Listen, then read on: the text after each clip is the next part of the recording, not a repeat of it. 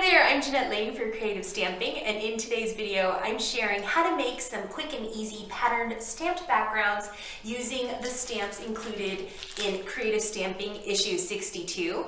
Now this is the Winter Woodland A4 size stamp set and it's gorgeous. There's so many sentiments. I think the sentiments are my favorite, the Christmas sentiments, as well as woodland creatures in a little cozy cottage, snowy cozy cottage. So much to play with in this issue of Creative Stamping. So let's get started on those pattern backgrounds. What I love about creating stamped backgrounds is that it adds more value to your stamps, and it also allows you to use those stamps that are on the smaller side that maybe you had overlooked or you thought they were just too small to make an impact on your card. So what I'm going to do is take some of these smaller elements. So I'm going to start off with the snowflake cluster here on the Winter Woodland stamp set, and I'm going to mount that onto a stamp block. So probably that little stamp block will work there, and I'm going to stamp it a few times in different colors, different shades of blue. And for my inks, I'm going to be using the Nouveau hybrid ink pads in the color Laguna Bay and Polar Ice. Now, of course, you can use any inks that you prefer. So if you have oxides or distress inks or other stamp ink pads, then you can reach for those. But I really like these. I love the colors on these. So let me grab my stamps. I'm going to put those on my block. Okay, so I'm mounting my stamps, my little snowflakes, onto my block. And I'm going to start off with Laguna Bay, which is the darker shade of blue. And I'm going to start stamping on my blank cardstock. I wanted to point out a few things that I'm doing as I'm stamping my background. So the first is that I am not re-inking between impressions. So I just keep stamping until my stamp is clean. And this, when you do this, it allows you to get different shades of blue. And notice that when I'm stamping on my cardstock, I'm stamping all over randomly and also making sure that I stamp off of the page. This gives my pattern a more realistic look, because then if I just concentrate all of my stamping on the center of my cardstock, it's not gonna look like actual pattern paper, and that's really the effect we're trying to go for. So when you're stamping, make sure that you're stamping off of the page as well. Okay, so now we're going to switch to Polar Ice, which is a lighter shade of blue. It's going to be the same thing. I'm going to be inking up my stamp, but I'm not going to re-ink my stamp between impressions.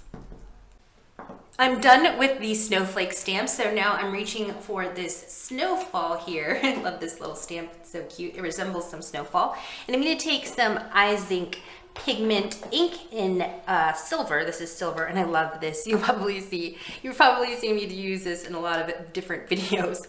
Can't get enough of it, so I'm just going to randomly stamp some of this snowfall pattern onto my cardstock. And again, I'm not going to re-ink my stamp between impressions.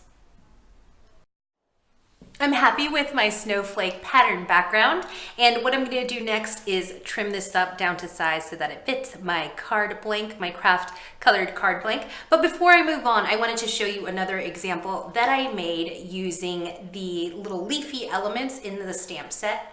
So some of these little branches, gorgeous, they look like little pine needles. And so I created this stamp background, which I can use for another card. And for this one, I used Lime Burst in dried oregano, but it was just the exact same technique, just stamping randomly on my white cardstock, making sure that I didn't re-ink between my impressions so that I can get those various shades of green, and also stamping off of the page.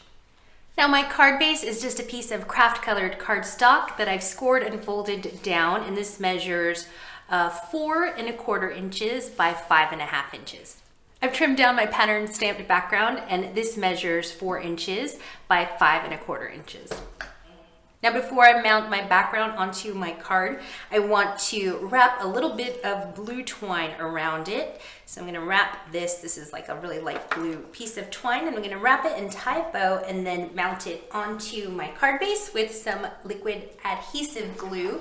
And I'm going to be using the Cosmic Shimmer Specialist acrylic glue. Now to save time on this video, I've pre-stamped my little Volkswagen bug onto some white cardstock and colored that with some little tipsy alcohol markers. And then I've added a little bit of shimmer with the Cosmic Shimmer Frosty Sparkle Kiss that I absolutely love. So just made this little guy, cut him out, and I'm going to mount him onto my card front. And the adhesive I'm going to be using is some Sticks 2 double-sided tape. My little bug is mounted, and next I want to add some interest by adding these scrappy strips of glittery card and this blue card. And I love to use up scraps in any way that I can, and so I'm just going to add these 2 little strips here and then trim off the excess. Maybe do a little angled cut there for added interest. After that, we'll almost be done, and all I have to do is add my stamp sentiment.